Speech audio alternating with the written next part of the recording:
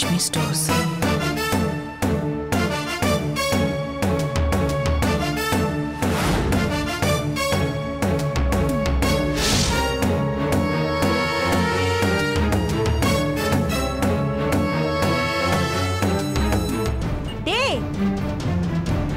என்னடா இது? லக்ஷ்மி ஸ்டோர் மகாலட்சுமி ஸ்டோர்னு மாறி இருக்கு.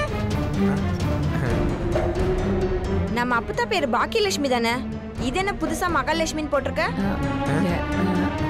அது வந்து அவன் சாமி பேரை வச்சிருப்பான். இது ஒரு பிரச்சனையா? நீ சும்மா இரு. எதுக்கு எடுத்தாலும் அவனுக்கு சப்போர்ட் பண்றத நிப்பாட்டு. டேய், யாரா அந்த மகாலட்சுமி? சொல்லுடா.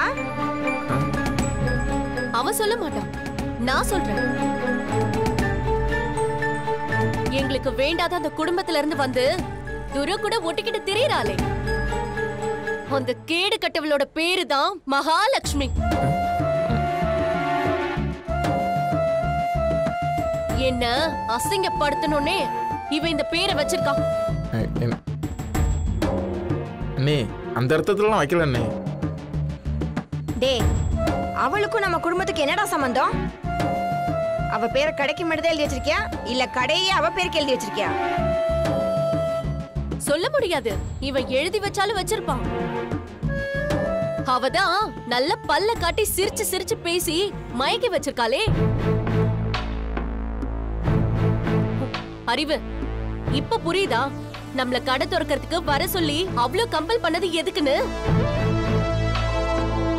எல்லார் முன்னாடியும் நமக்கு ஆகாதவளோட பேரு கடைக்கு வச்சு நம்மள இப்படி அசிங்கப்படுத்தணும்ன்றதுக்காக தான் இவன் இப்படி பண்ணிருக்கான். என்னன்னு இதுக்கு அப்புறமும் நாம இங்க இருக்கணுமா?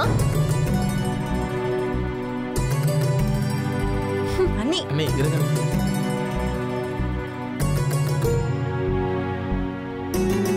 இப்போ உனக்கு திருப்தியா? நீ எவ்வளவு முடியுமோ அவ்வளவு இங்க அசிங்கப்படுத்தி தான் இருக்கு. நானும் எல்லாத்தையும் சகிச்சுக்கிட்டு இந்த உறவு வேணும் வேணும் தேடி வரேன். இது உனக்கு புரியலையா? இல்லண்ணே. டேய், இனி அண்ணன் சொல்லிட்டு வீட்டு பக்கம் வந்துடாத. விடுறா.